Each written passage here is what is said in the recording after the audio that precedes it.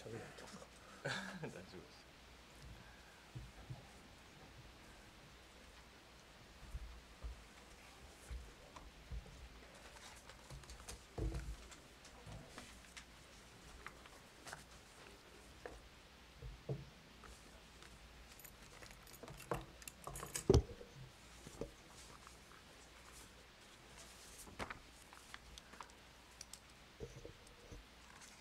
Thank you and welcome everyone, including those watching online, to this Atlantic Council event on Indo-Pacific Economic Architecture, from Blueprint to Reality.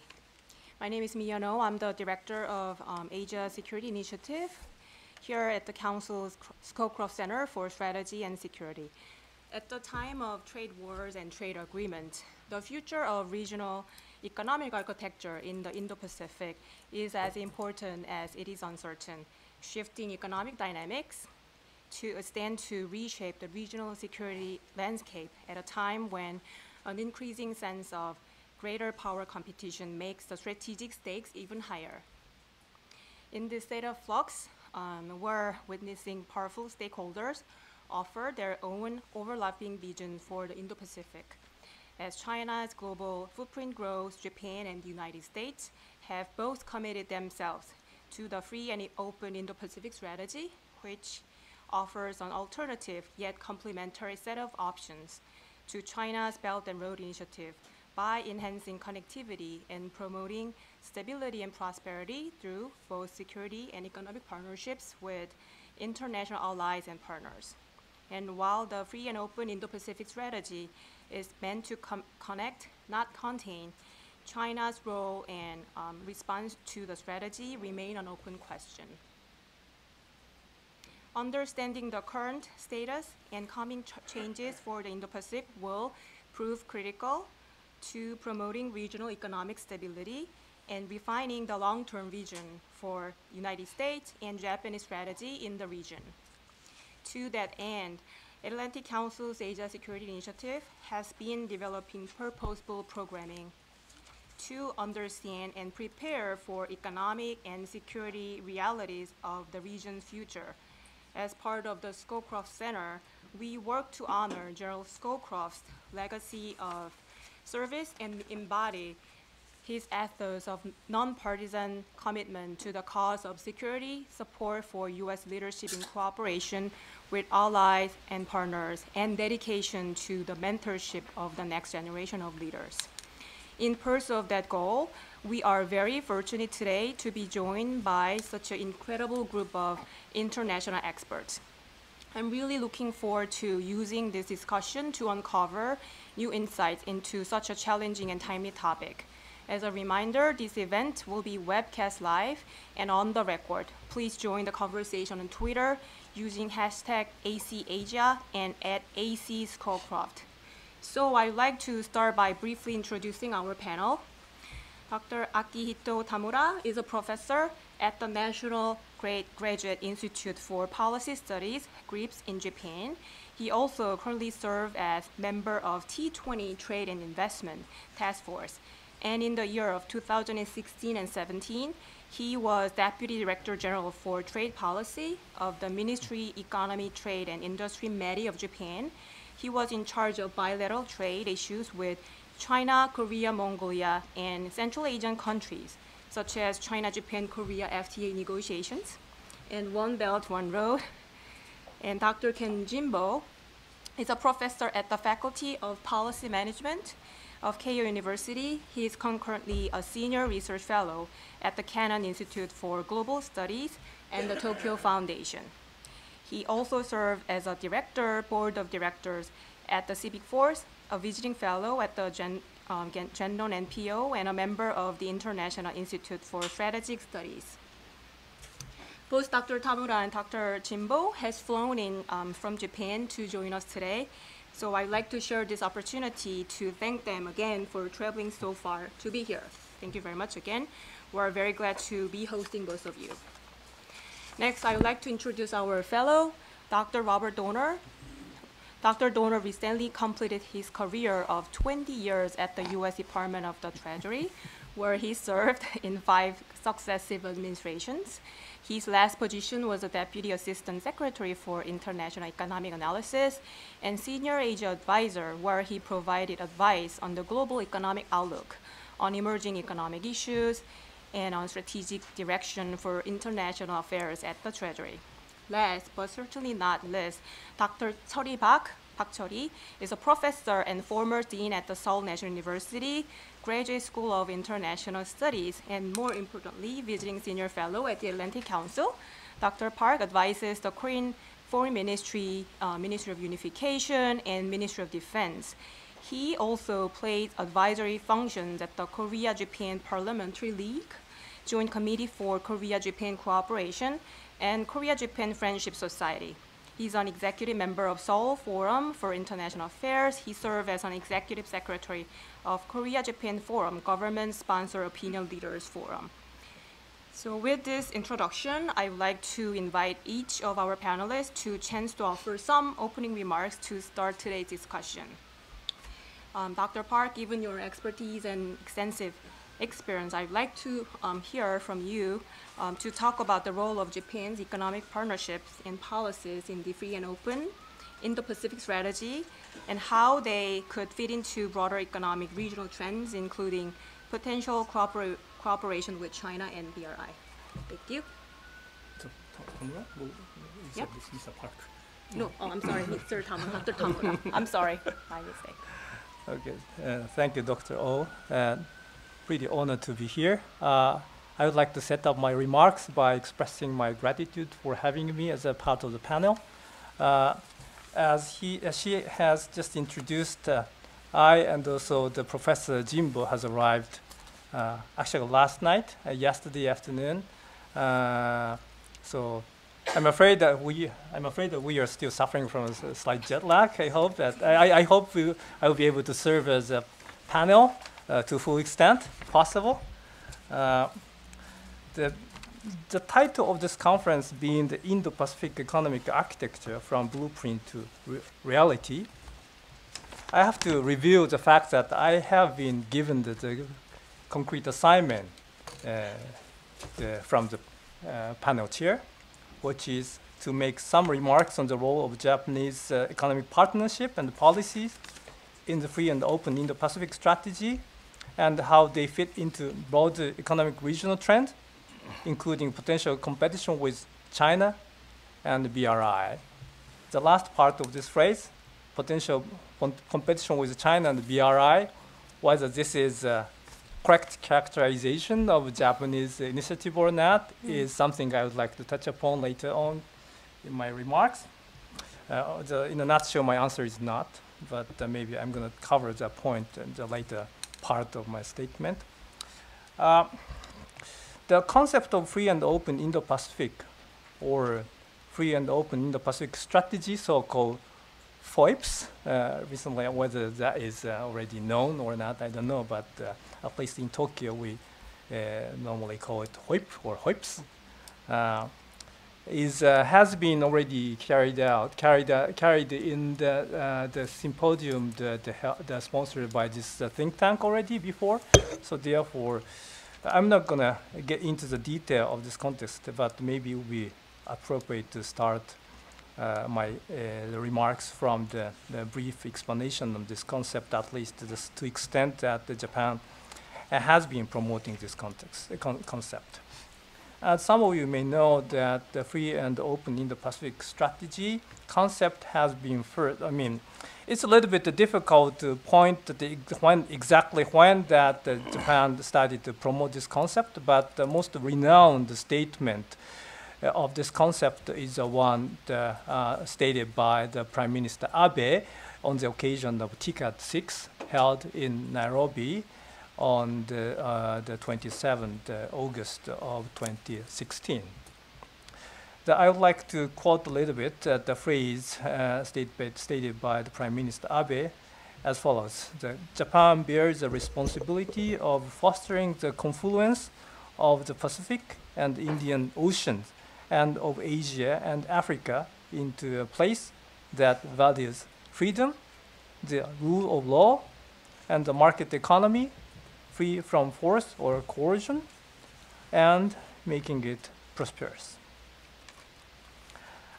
Other than that, the concept of whips is so-called evolutionary, which means that open to the kind of development.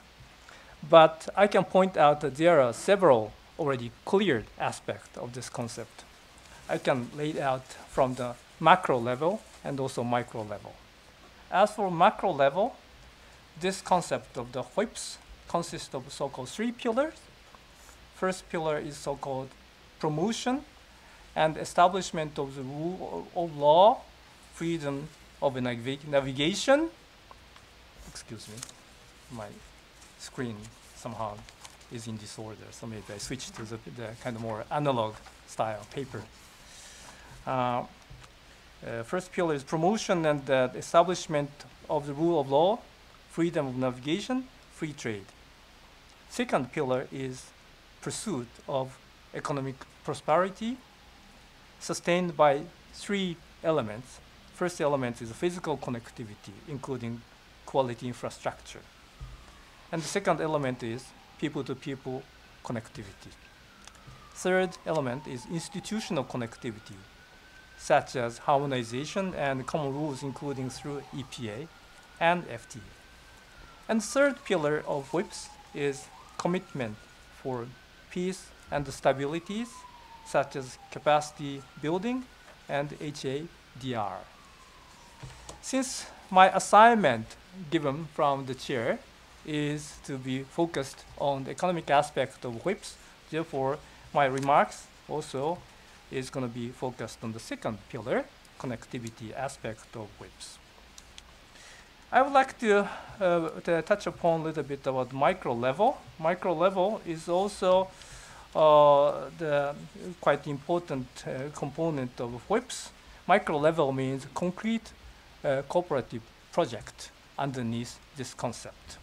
Of course, there are tons of cooperative projects ranging from unilateral project done by Japanese government to multilateral or bilateral. There are several or many cooperative projects underneath this concept done by between Japan and United States as well. It will be a little bit appropriate for here for me to talk a little bit about US-Japan cooperative project underneath this concept. Maybe some of you already had the chance to look at the paper issued right after Japan-US summit held in September 26. The paper called Examples of Japan-US Cooperation to Maintain and Promote a Free and Open Indo-Pacific. There are many projects referred to in this paper, but particularly from my standpoint, one of the most important projects between Japan and US is energy field. Particularly given the fact that US seems like already the US recently passed the BUILD Act, so-called BUILD Act that will create the reformed modern US development finance institution. It is quite promising for Japan and US to continue to carry out the energy-related project underneath the government-backed the development finance, notably LNG field. Finally, I have to touch upon the relationship between the Indo-Pacific WIPS and so-called BRI. As I said, generally speaking, Indo-Pacific strategy is not in the competitive mode. It's more kind of a principle-oriented initiative. Therefore, to the extent that any other initiative are in the same line with the principle to be promoted by Indo-Pacific strategy, this the initiative in the Pacific strategy can be ready to be cooperative with any such project. particularly when it comes to the BRI, there I think I can refer to the some statement mentioned by the Prime Minister Abe before in the ASEAN-related meeting as follows. Japan look forward to any initiative, including BRI, making contribution in a forward-looking way to the peace and the prosperity of the region and the world by adequately incorporating the thinking held in common by the international community regarding the openness, transparency, economic efficiency, financial soundness, and other such aspects of the infrastructure. When it comes to the bilateral relationship between Japan and US, maybe some of you know that later this month, Prime Minister Abe plans to visit China. On the margin of that event, Japan and China plan to hold the event called Japan-China, the Third Country Market Cooperation Forum. There, we are going to discuss, we are going to adopt concrete joint project to be done by Japan and China. Obviously, in light of Japanese position on infrastructure development, in order for any joint project to be tabled on this forum, that particular project has to meet the condition Japan is promoting. And I heard from my friends in government of Japan in charge that China's attitude is quite forthcoming and positive. So we expect the project to be tabled on this forum to be adopted, which will be in line with the principle Japanese government is promoting. I stop here already. I passed the 10 minutes. Maybe I should be engaged in the discussion with the other panel and maybe address some question in the Q&A session on other issues I missed. Thank you very much. Thank you, Dr. Tamura. So now, Dr. Jimbo, could you please talk about the security implications of Japan's strategy for its partners and its neighbors, especially it touches upon potential regional security flashpoint in East Asia and the larger Indo-Pacific? Sure. Well, thank you very much. I'd like to join Tamura-san by thanking the Atlantic Council for inviting me to this very important gathering. Very happy to be back in DC. I think Tamura-san has already laid out the background of how this concept has been generated in the Japanese political context. And since last year, I've been receiving a lot of questions from foreign think tanks and media. What is the Indo-Pacific strategy is all about? And my answer has been actually is not really fixed, because as Tamura-san has already mentioned, that this is the evolutionary concept, and I think Ministry of Foreign Affairs has been proud of having a sort of a copyright of this HOIP concept. But if you look at the particular implementation of this concept, this is not really a kind of led by Japanese or United States, but I think that every key stakeholders in this country has to be co-generating this concept. So we don't know, exactly where this concept goes and what kind of shape and forms that we are going to have in the years to come. So I think this is still the evolutionary concept is the best way to describe the status of right now.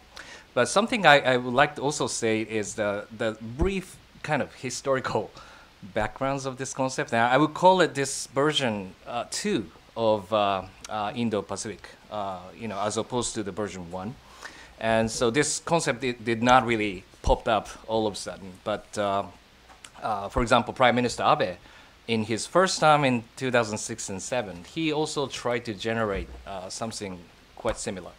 In his speech at India in 2007, August or September, he actually made a speech to connect influence of the two seas, Pacific and Indian Ocean, and then to emphasize the importance of the strategic connectivity of the Asia-Pacific and also onto the Indian Ocean. And I thought it was well received in India, and that also generated momentum for Japan-India military-to-military cooperation at that stage.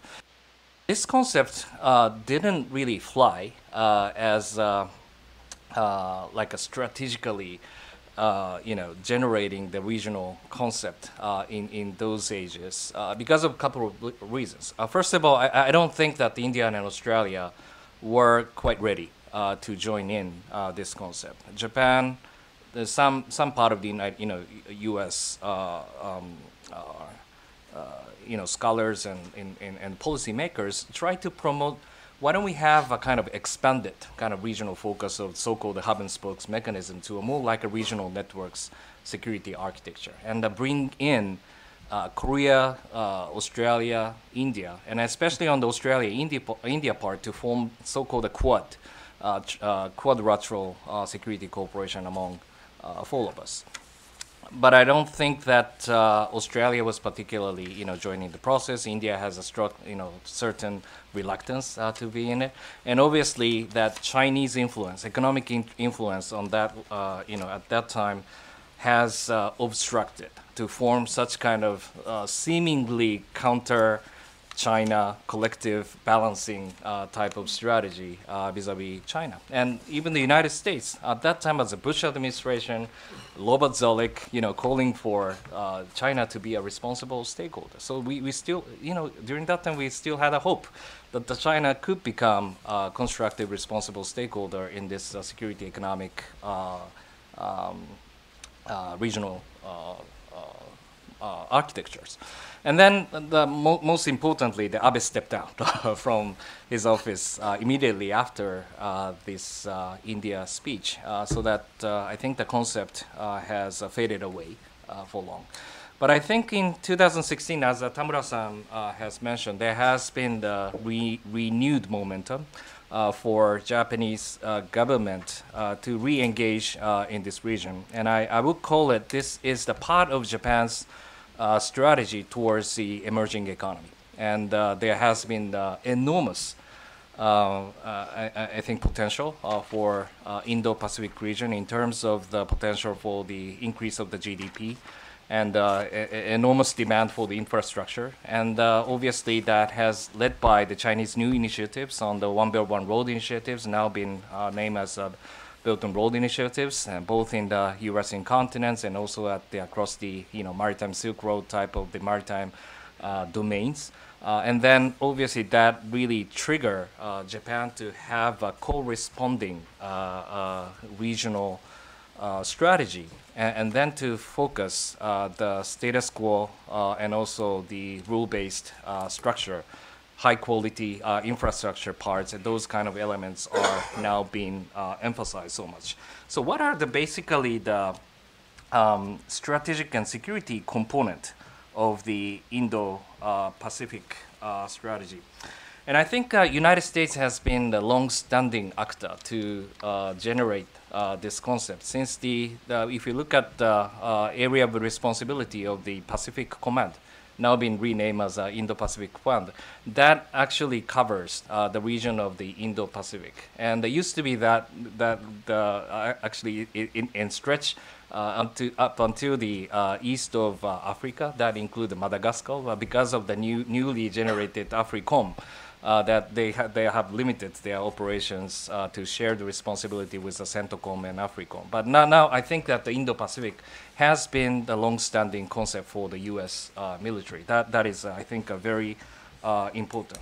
And when the Trump administration's adoption of the Indo-Pacific concept in the national security strategy, after the president made a visit to Asia-Pacific region in 2017, that also brought the very important strategic platform between Tokyo and Washington, D.C. to look at the same geographical coverage and then to coordinate our strategy, what kind of strategy to be embedded. And if I had time, I do not really think that we are all looking at the same kind of agenda and priorities in Indo-Pacific region, but at least that we share the concept of the HOIP together is, I think, an important benchmark between United States and Japan. And I think it also brings a higher motivation for a series of trilateral strategic cooperation among the US, Japan, Australia, and US, Japan, India, under the auspices of the Indo-Pacific Strategy. And finally, it also brings the other strategic actors, such as Europe, to pay more attention to the importance of this region. And now the UK, during the process of the Brexit, has been, I think, upgrading their attentions to reach out to India and also to Japan and Southeast Asia for their alternative presence in that region. And also France has also been exercising their outreaching naval operation in Indo-Pacific regions as well. And then also quite fit between how we can invite those outside actors to this region to, I think, operate more strategically to maintain the so-called freedom navigations and rule-based maritime order. And those are, I think, are very important. And let me address where are the potentials of the Indo-Pacific concept from the geostrategic perspective. And I think number one, as I briefly mentioned, that the key stakeholders in the Indo-Pacific region has very different capability and strategic intentions. So you cannot really have a one-fits-all type of strategy among those actors, and they're still highly asymmetrical in terms of the military capability, especially to project power in wider region. But for example, if United States, Japan, Australia, Japan, India, along with those networks of the bilateral relations, would share the similar concept to how to maintain the stability in the region, how to manage the escalation, and how to respond to the crisis. That will be a very important benchmark for the standardization of the U.S. operations and networks with the allies and partners in this region. So why don't we have more like a hands-on type of cooperation where United States and Japan will deal with Northeast Asia and the wider coverage in the Pacific area. Australia, Singapore could also hands-on with South China Sea, Malacca Strait, and the western side of the Australian Sea. And India will also have its own kind of capability in the Indian Ocean. And we occasionally have those kind of joint military exercise together. So it is not the kind of five countries are responding all together, but I think it's more like a hands-on type of cooperation of the military networks, military-to-military relations in the Indo-Pacific region. And secondly, I think, as also briefly touched upon by Tamura-san, capacity building is a very important part of our Indo-Pacific strategy. By looking at our efforts to engage Southeast Asia, for example, Philippines, Vietnam, Malaysia, provision of the Coast Guard patrol law enforcement capability has been quite important to make those gray zone, so-called gray zone, low intensity challenges into the white hole areas. And we don't want to let those kind of lower level conflict into the military to military dimension. In order to manage it, they need to cultivate the capacity of the policing. And those are, I think, very important assets that United States, Japan, Australia, India can jointly invest upon. And why don't we do the more like a joint financing with each other? Our capacity building efforts in Southeast Asia or infrastructure building has still been our individual efforts, not being coordinated as much as we should, we can explore.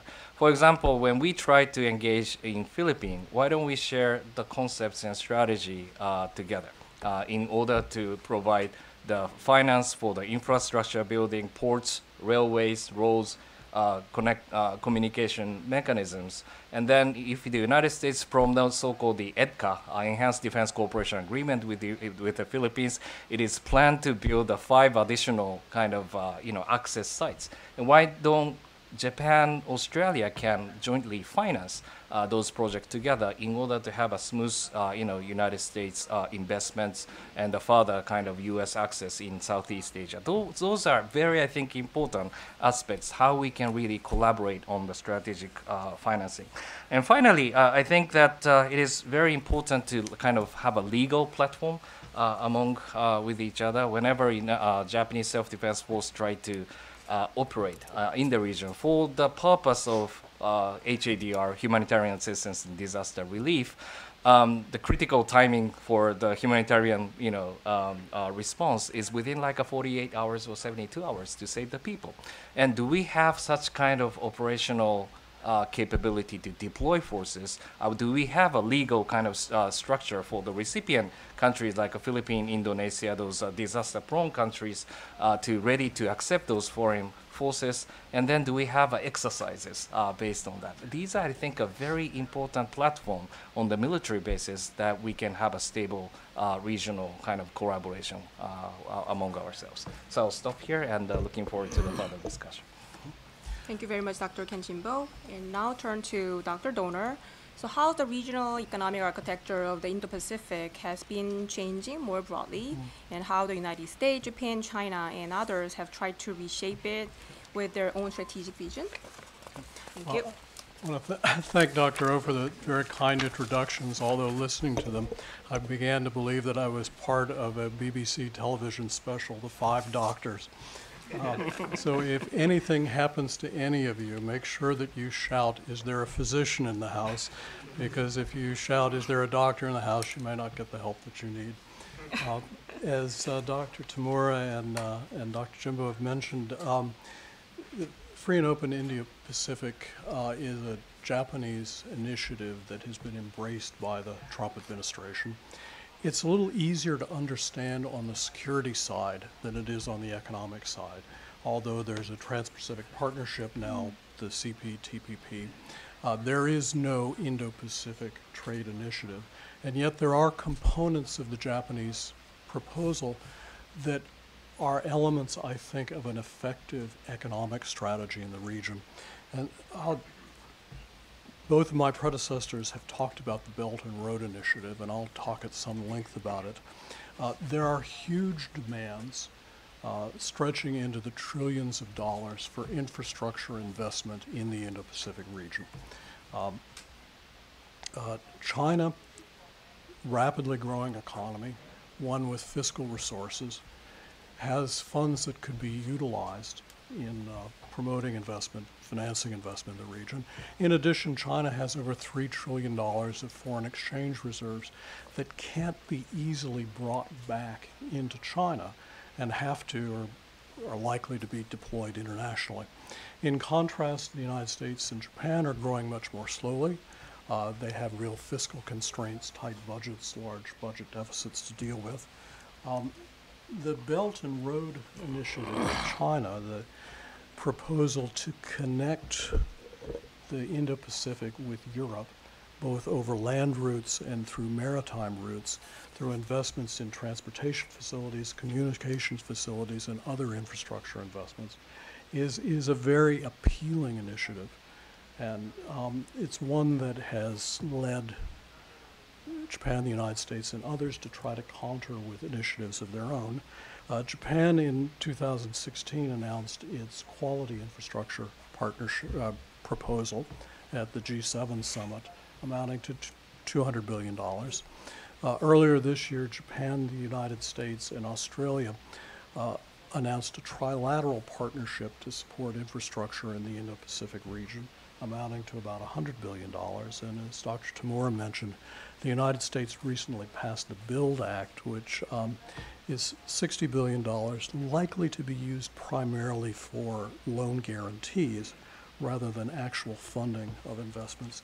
So any way you cut it, the United States, Japan, Australia, the others in the region are unlikely to be able to match China in terms of pure size of funding of infrastructure investment. Now, there's always a but in presentations like this, and the but is money is important, but it's not everything. And the aid grantor, aid recipient relationship is a very complicated relationship, one that's likely to generate resentments on both sides, as our own U.S. experience in foreign aid clearly indicates over the post-war period. Second, infrastructure investment, infrastructure is hard. I mean, it's just hard to do successfully and well. Infrastructure investments are prone to issues of corruption, environmental damage, population relocation, and often creates unsustainable debt for the recipient country where the infrastructure has been built. We have 70 years of experience in the multilateral development banks. Japan has at least 50 years of experience in the Asian Development Bank in funding and executing infrastructure projects, providing lessons that can be employed in infrastructure investments in the region. And this brings me to my second observation, which, for want of a better description, I'll call the Microsoft strategy of international relations. Microsoft and Microsoft Windows faced the challenge of the free and open source Linux operating system in the last 20 years. And as internal memos within Microsoft document, the strategy that was undertaken was one of embrace, extend, and extinguish in dealing with Linux. Extinguish is a little bit harsh, but embrace, extend, and assimilate, I think, is a quite effective strategy for dealing with China or responding to China in the Belt and Road Initiative. One example, which is not going to seem like a very persuasive example, is the United States' response to the Asian Infrastructure Investment Bank. We actually had a very good and ex post very effective strategy, and we did a terrible job of communicating it. In fact, we waited till a point where the narrative of the United States opposing the EIIB had already been established. The strategy was one of welcoming China's participation in funding infrastructure investment in the region, but saying that it was important for everyone concerned that China embraced the lessons learned by the MDBs in infrastructure investment, and that their activities embrace standards of governance, environmental and social impact, debt sustainability, and procurement practices. Japan's quality infrastructure proposal is another yes but, or yes, and of course it will or should do such and such. So is Japan's statement that they do not oppose, in fact welcome, China's initiative to build the China-Pakistan Economic Corridor, but it's important that that initiative be based on transparency, openness, and accountability. So, welcoming China's efforts, trying to shape China's efforts, and trying to absorb and complement China's efforts, I think is both good strategy. It's also good for the countries in the region. The next observation is, and maybe a commentary on current U.S. economic policy, it's not necessary to win in this endeavor. And it's not necessary to halt or dispose of Chinese initiatives. What's most important in a strategic competition on the economic side is to make sure that countries in the region have alternatives. And having alternatives means that oftentimes they will play off one country against another, but they'll also create a kind of competition that shapes the initiatives in the region, including Chinese Belt and Road Initiative. And finally, and last observation for the current administration, luster and leverage are no substitutes for engagement in trust in a set of issues that's repeated over time and extends over a variety of issue points.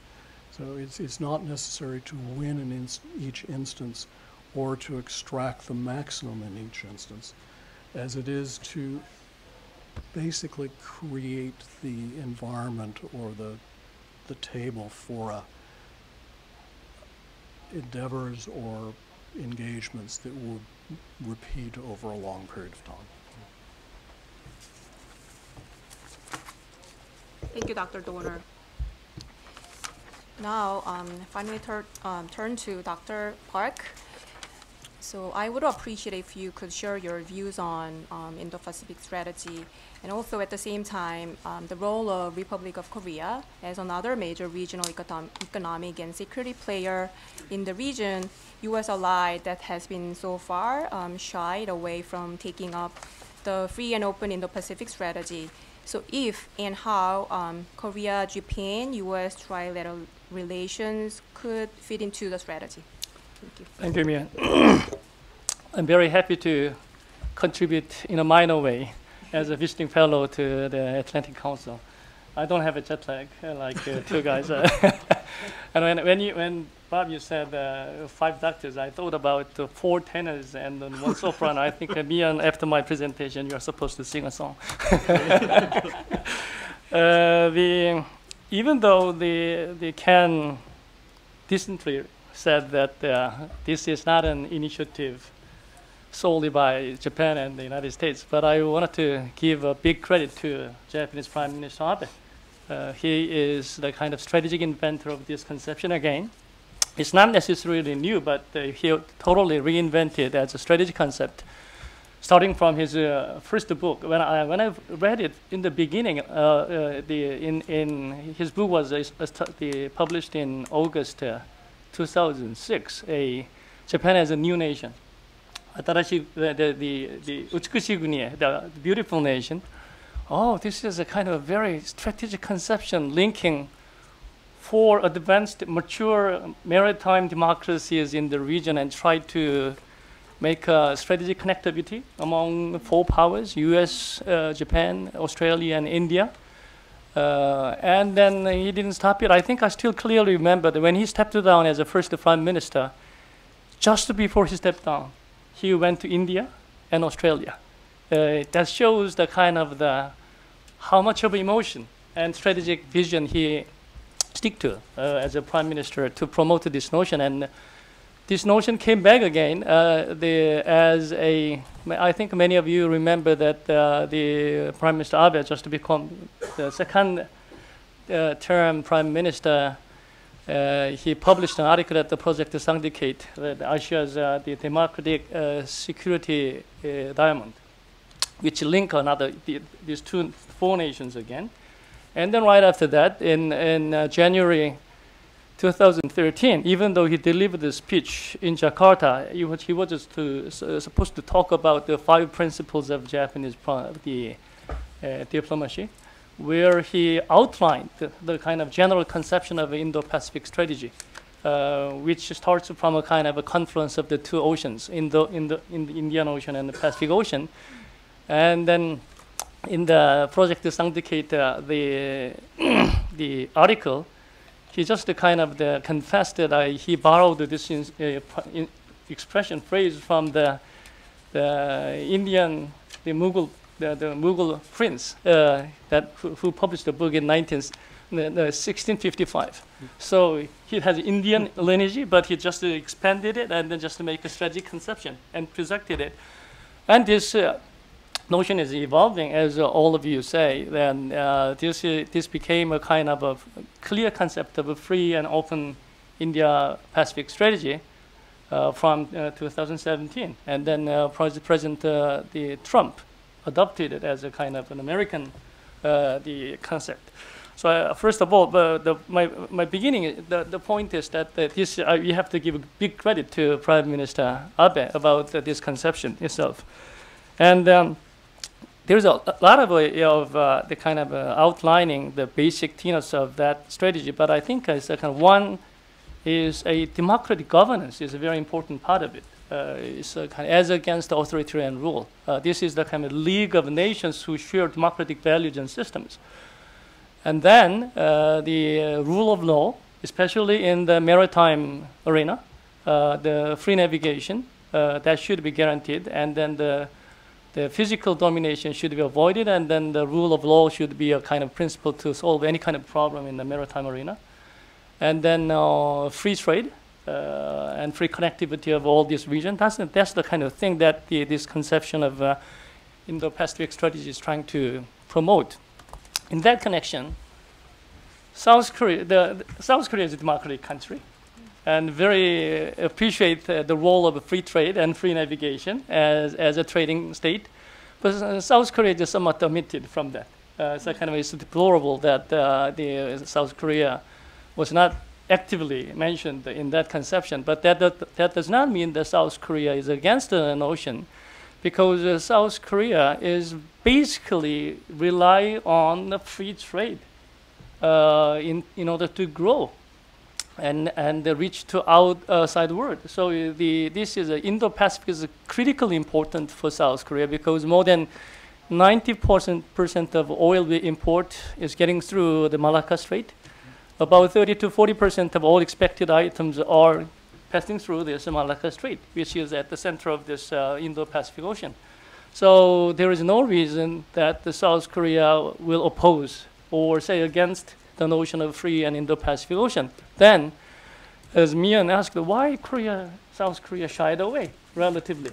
I would say about the three reasons. One, North Korea made us busy at all times. I think everyone in this room, okay, what is going on in North Korea? So, South Korean mentality is so preoccupied with North Korea, how to deal with North Korea. So Indo-Pacific is not within our sight at this moment. So this provocative, threatening North Korea, how to deal with it, that's the kind of a main concern and main priority of South Korean foreign policy. That's the reason why, one. Second, I think you mentioned the asymmetric capability.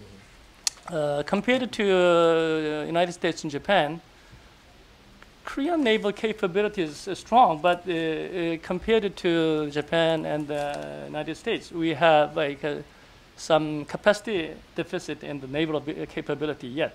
We were trying to make a kind of ocean-oriented navy around in 2009 and 10, but because of the Cheonan and then Yeonpyeong shelling, no. It's not time to go to the ocean. We have to block against the North Korean Navy and submarines. So we were stuck in the North Korean question again. And then another question is, because of another thing is related to North Korea again, we didn't want to antagonize China. Not because of the trade dependence, but also a kind of China's role is strategically very important to move around the North Korean question. So because all this Indo-Pacific strategy has a kind of a very unspoken element that we are not necessarily grateful about the kind of the China's maritime assertiveness and then a BLI initiative that tried to make many countries dependent on China. So but we didn't share the conception that much. That's why South Korea relatively shied away from the concept. But I would add up another point I wanted to add up is a kind of then is South Korea doing nothing about this strategy? First of all, I wanted to empathize that the South Korea is playing a very pivotal role in Indo-Pacific strategy, even though we didn't make a formal doctrine, because South Korea is standing on the front line of the Indo-Pacific military strategy, having American bases and working with Japan together not to expand the Chinese or North Korean Russian influence to the West Pacific.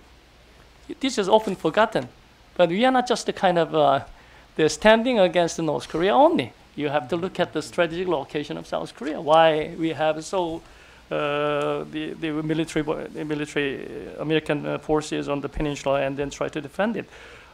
So That's one thing. And then Moon Jae-in government initiated a kind of a new regional policy in the name of a new northern policy and new southern policy. Actually, when President Lee Myung-bak was the president of Korea, he coined the term the global Korea. Actually, I used the term in a small seminar, and then the government adopted it, and then made a kind of national things. But it was global Korea, but during the Park Geun-hye administration, it was somehow scaled down to a Korea policy, unification policy first. So it's much more narrowed down to Korean peninsula issue. Moon Jae-in government is basically trying to solve some North Korea issue first, but trying to widen the horizon again in the name of a new southern and northern policy. I think when I asked the kind of this, why you don't join the Indo-Pacific? And why just take a side with the Chinese Belt and Road Initiative? No. We are trying to jump on both.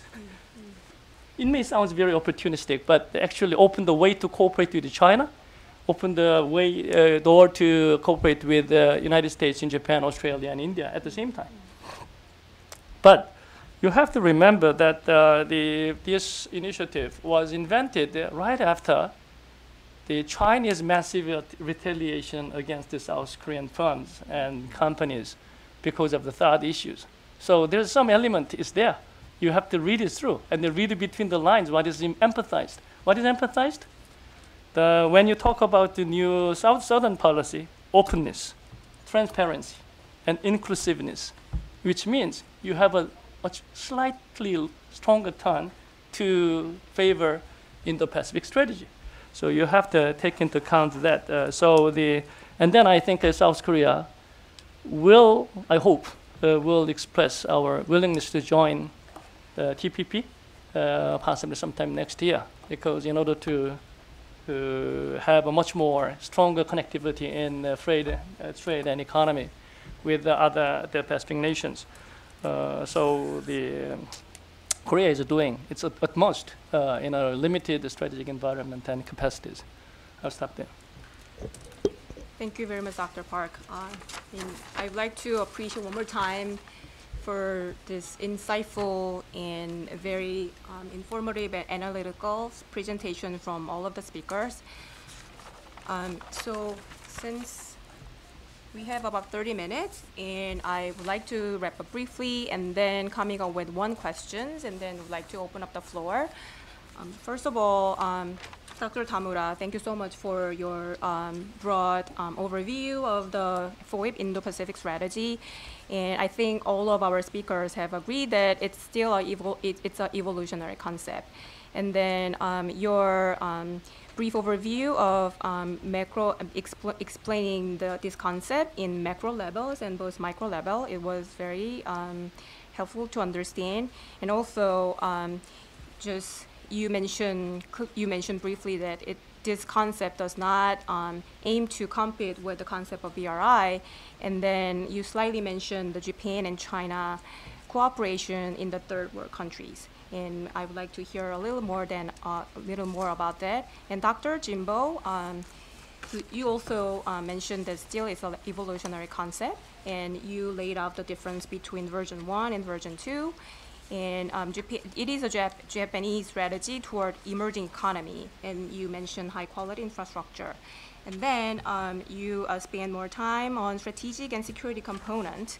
And I was particularly very interested in hearing your views on this. It would be more about the bilateral relations, and then still very individual. So I'd like to hear your more views on that. And Dr. Donor, so thank you for trying to provide more clarity to understand how it has been challenging to understand economic component of these two concepts. And there's a huge potential for investment in infrastructure, and especially we need more clarity with regard to the recipient countries, and then what U.S. has been doing with Japan with regard to AIB, And the most important would be the region. We need to create a platform to provide the alternative solution for the region. So that would be that was a very interesting. And Dr. Park, thank you for laying out the three regions that why Korea has been shied away, three factors, including the Chinese element, and then your forward-looking concept of the Korean government, and that was really, really insightful. So having said that, I think we could spend a little more time on talking about and distinguish the concept between distinguishing or try to understand better between the concept of Belt and Road Initiative and Free and Open Indo-Pacific Strategy. So as I mentioned earlier, as China's BRI continues to shape the Asia-Pacific or Indo-Pacific, Japan's Free and Open Indo-Pacific Strategy offers an alternative yet complementary set of options for the region. So where do the Indo-Pacific Strategy and this BRI can intersect? And is there room for productive cooperation at those intersections? And I would like to raise this question in particular context that Abe and Xi Jinping with regard to upcoming Abe-Xi summit. So Prime Minister Abe is scheduled to travel to Beijing, and based on our discussion so far, what policy recommendation would you have for Prime Minister Abe and President Xi Jinping? Thank you. Thank you. Maybe I should be the one who should be the first to respond to your kind of question. I mean, you seem to be willing to know a little bit more about Japan-China cooperation, particularly on the infrastructure. I mean, I have a little to add to what I have already said, but I mean, what I would like to reiterate is, unlike maybe some prejudice towards China to be held by some of the policy makers on this field, China's attitude toward the so-called concept of quality infrastructure is quite forthcoming. This is a kind of honest, impression my friend in the government of Japan has been taken from the response from their counterpart of government of China. As you know, Japan has been promoting this concept of quality of infrastructure for a number of years already. And I would like to add one additional example as the one who showed how China is forthcoming to this concept. Japan, under the banner of quality infrastructure, Japan took a lead to adopt the certain document in APEC called APEC Quality Infrastructure Guidebook. I think that was adopted in 2014, I guess, underneath the concept of quality infrastructure. Back then, we started to carry this kind of campaign on the quality infrastructure. And back then, still this current version of this guidebook consists of three elements: the life cycle cost, environmental impact, and the safety assurance. Japan intends to version up this guidebook, try to add additional elements such as openness, transparency, fiscal soundness, alignment with local development strategy, they're reflecting upon our further thought on what the infrastructure development should be. And the current response from the Chinese government to our proposal on the version up of this guidebook is quite positive. So therefore, from this phenomenon, we also can tell that China is trying to change their attitude toward their thought of infrastructure development. Therefore, they're taking into account this kind of Chinese positive attitude on our concept. I think that our event to be held on the margin of Prime Minister Abe's visit to China is going to be quite successful and productive. Thank you. Thank you.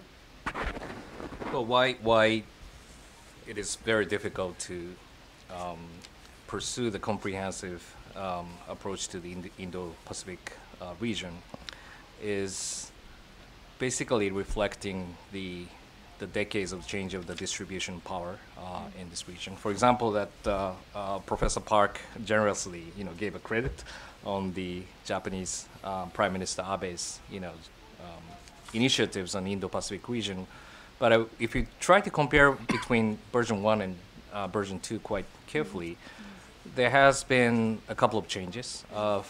One of them is to tone down the value part, especially on what Professor Park mentioned about the democratic governance. You don't see so many lines in the current version. And obviously due to reflecting the facts, I mean that according to the Freedom House, surveys, there has been nearly 2 decades of the democratic breaking down in whole world, and especially in Asia Pacific regions. Although we have very energetic economic growth throughout the region, and the GDP is growing, but it doesn't really entail the democratic transition as a political system in these regions. And if we try to stick on those kind of democratic concept in our conditionality of finance, for example, official development assistance, ADB, IMF, requesting the more like a democratic, transparent governance as conditions to finance, I think we'll lose a lot of opportunity because there are alternative finance everywhere, like a Silk Road funds, AIIB, and everywhere. We will lose the opportunity to engage in the emerging economy. For example, how do we engage Vietnam? They are not democracy, at least I could describe, but they are strategic actor for Japan and also for maritime security. In order to respond to those reality, I think we really need to adapt how we can really reach out to the new nature of those emerging economies. That's number one. Secondly, on China, whenever the Japanese, probably politicians, bureaucrats, come here to talk about the Indo-Pacific strategy, they say, no, it's not about China. But let's face it, this is about China. And I think that's also a very important reality. But something that we try to fine-tune with how we can really learn from the lessons of 2006 and 2007 is that we should not actually pressure those Indo-Pacific states to make a strategic choice between US and China. That has to be, coexist with each other. Obviously, there's a competition part. And we need to have a competition on standards. We need to have a competition on what kind of standards to make a status quo management in maritime order. And sometimes that has to be very confrontational in terms of how to make a balance of power, how to create the new capacity and those things.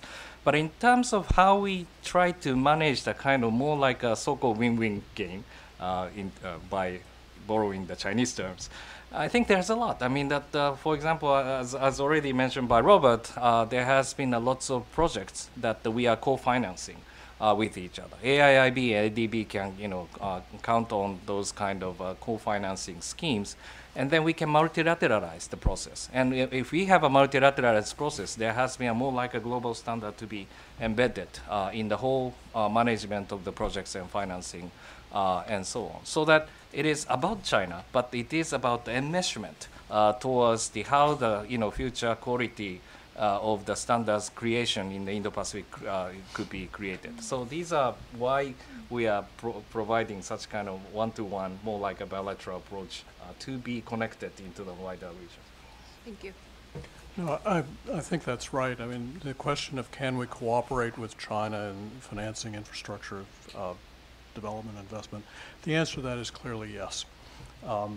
It's not so much that we're financing different things or that the projects themselves are so different. They're really issues of project selection and evaluation and project execution and then what happens afterwards.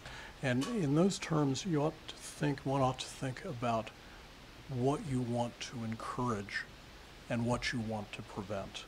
And for the things that we want to encourage, I think it's freedom, it's openness, it's the sort of standards of good governance, environmental impact, and project execution and procurement that have been so important in infrastructure investment by the multilateral development bank since the Second World War.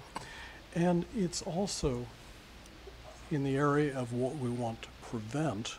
A number of institutions, research groups have pointed out that many of the countries that are engaging the Belt and Road Initiative are on the margins of debt insustainability and might possibly be pushed over by loans on relatively hard terms from China. So making sure that the projects that are undertaken are done so in a way that preserves the sustainability of the debt of countries that are borrowers and provides procedures like the Paris Club, of which China is not currently a member, for dealing with debts, official debts, when they have to be restructured. I think one of the most chilling things for all of us was the point at which the Chinese government took over the Hambantota port in Sri Lanka when Sri Lanka was unable to repay its debt to the Chinese government. I mean, clearly where economic issues flip over into strategic security issues is a potential problem for us all. And as for recommendations for Prime Minister Abe, I guess it's keep doing what you're doing. That is very clear. Thank you, Dr. Park. I think Bob's point of that the Indo-Pacific strategy is a kind of alternative to providing alternative to the BRI is an extremely well taken point because it widens the horizons of choices for many countries. So even for South Korea, when One Belt, One Road was suggested, wow, but there is no, what is the kind of a countering conception of that? But Indo-Pacific strategy is suggested here, and then we have much rooms to navigate through. So, but if I take a kind of a concrete example, I think Korean firms began taking a kind of very alternative strategy. I think Korea invested too much to China. And then they began, after again the Chinese retaliation, they began seriously thinking about taking a China plus one strategy. So that's the reason why Samsung is investing a lot in Vietnam. And then SK Group annexing Toshiba, and then investing a lot in the semiconductor things.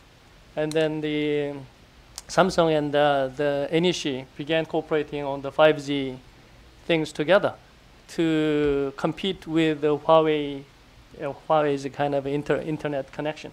So this is a kind of a thing that we can navigate through as Korean firms. I think many Southeast Asian firms and Indian firms and other firms will do the same. So I think that's a kind of critical point that we continue to provide alternatives to many countries to make better choices for them. Abe, do whatever you do.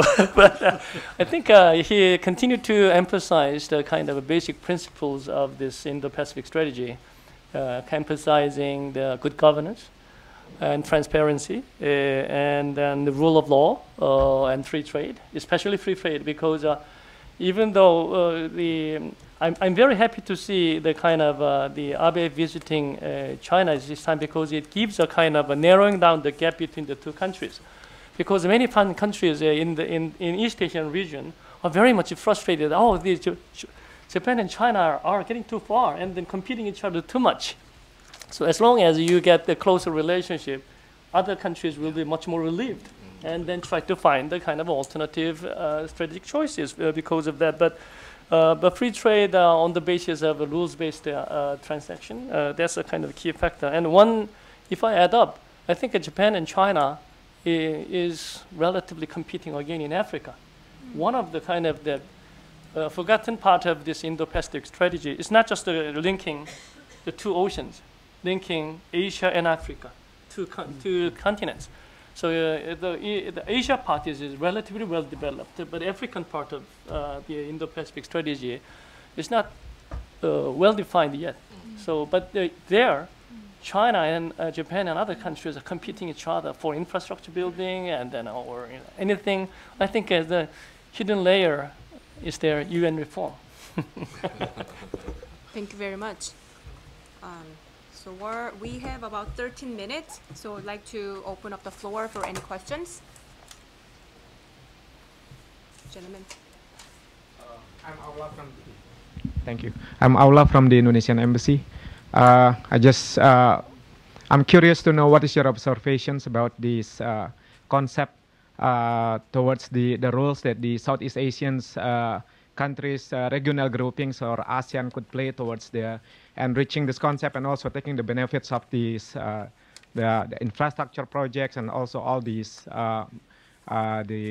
the roles that they can play to give the benefit for the whole regions. Thank you. Sure. Well, obviously the ASEAN has been leading the process of regionalization in Asia, and ASEAN Plus process has been generating its own architectural kind of engagements. So we can always say that ASEAN is in the driver's seats, and ASEAN centrality is the core of creating such kind of multilateral nature of how those nations could be involved. But at the same time that, there has been the dynamic changes of the economic developments, and we'd like to see more active ASEANs to go outward, especially to engage India, China, United States, G20 process through the Indonesian initiatives. Those are, I think, very much generating the ASEAN will become the cornerstone of the Indo-Pacific strategy in a whole sense. So I think it is also from the Japanese government, point of view that from Japanese firm, it is a center of the production chains, and also as institutionally, there's no such kind of embedded organization for the Indo-Pacific region. ALCEP could be the one that the United States is not in, and also APEC, ASEAN East Asian Summit, ADMM, those are all there, but does not really correspond whole the Indo-Pacific region as well. So that I think ASEAN's approaches towards North, West, East, and those kind of multi-dimensional conference diplomacy has been, I think, could be given a great credit, and how much those kind of architecture, institutions, and the concept can be matched up with each other. Mian, can I add up Sure. the simple point? I think the ASEAN countries have been the kind of the critical, pivotal part of Pivot to Asia. Also, ASEAN remains a very pivotal part of this Indo-Pacific strategy. It's a kind of ASEAN is the center of all this strategy at this moment. And then there is a kind of tendency from outside forces to divide and rule the ASEAN, kind of maritime ASEAN and then the continental ASEAN. Get united, remain united to take best advantage. Yeah, I'll just add to that. I think ASEAN is extremely important. It's still a little bit fragile, and the development by ASEAN of firmer positions and the outlining of principles that they would announce to the major players in the region, Japan, the United States, and China. I know that the United States won't be entirely happy with it in many cases, but I think that's more a good thing than a bad thing. That ASEAN more of an affirmative actor in the region would be valuable.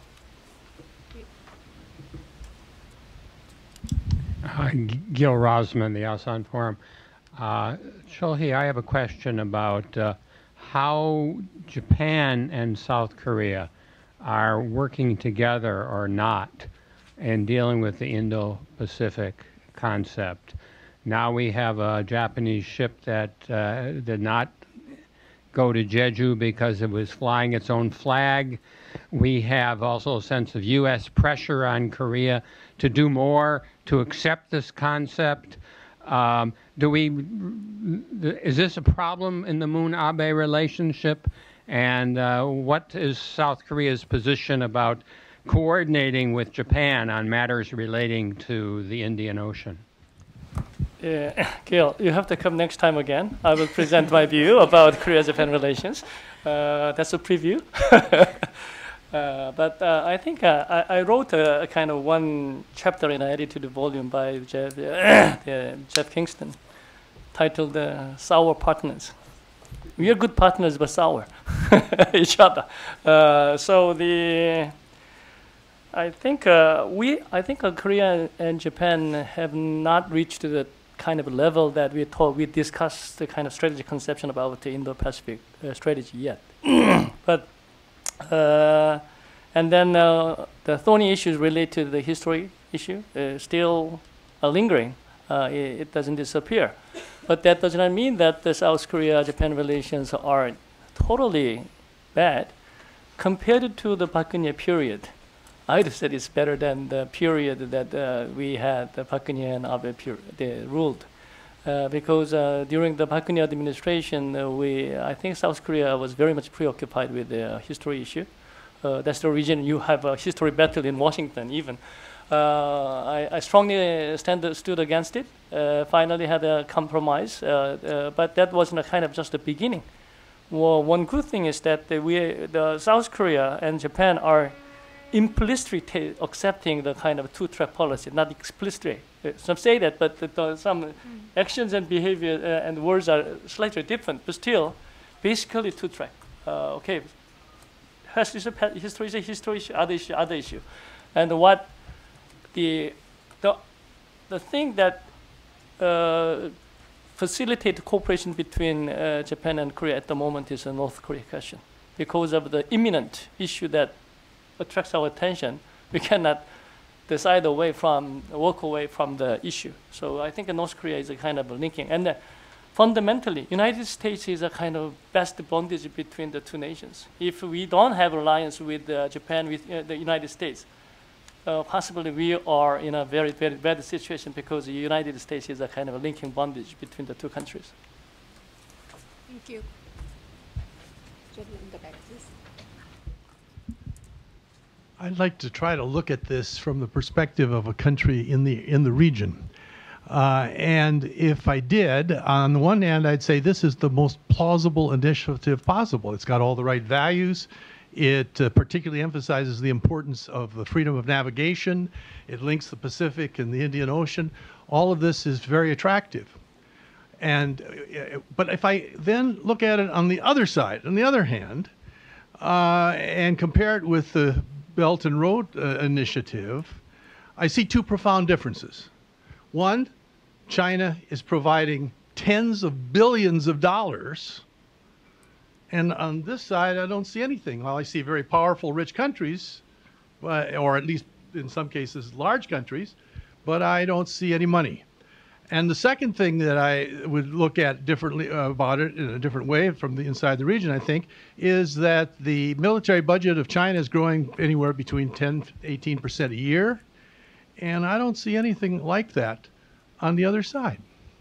So when I do that comparison from within the region, I say, well, I guess maybe I will go in the direction of China. Well, I guess I'll start on that. First, the sums are large, but they're mostly borrowed by the countries involved. So whether you're borrowing from the United States, you're borrowing from the Asian Development Bank, or in some cases you're borrowing from the United States, what really matters are the terms and the execution of the project and what happens if things go wrong. I think there is a tendency of aid recipients, as there is a tendency of borrowers everywhere, to look at upfront costs rather than lifetime costs, well, lifetime, whatever it costs. the comparison is not so clear-cut between China and the other financiers of investors, although the Chinese are providing, the Chinese are advancing, promoting larger scale investments than the alternative providers are. And second, I mean, you're right about the changing balance of power in the region, but it's not yet the level, it's the changes. And the fact that the balance of is changing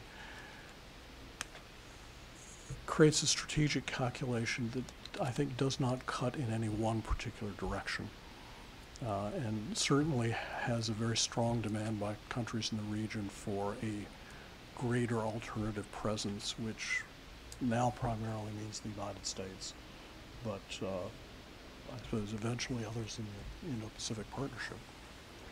Well, obviously that China's growth in the military budget capabilities have been growing,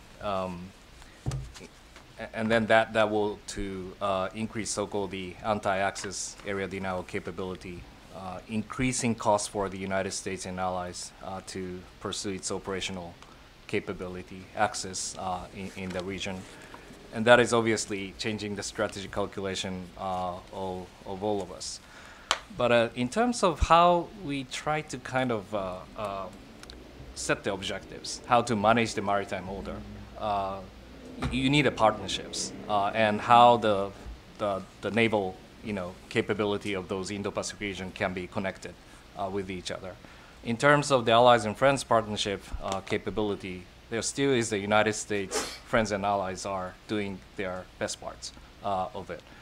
And secondly, Chinese capability is also important in terms of having regional capacity for the common benefits. For example, how to deal with the non-traditional security issues like HADR, maritime security, especially to secure the sea lanes, which China and all the regional powers share the same objectives of securing the commercial sea lanes as well. So something I wish to see, besides what the economic components of the third country cooperation might try to achieve, on the security part, whenever something happened in Philippines, for example, the typhoons and the disaster, I hope that there will be a more increasing attention to be paid on the Chinese military part, that they will come to collaborate with us.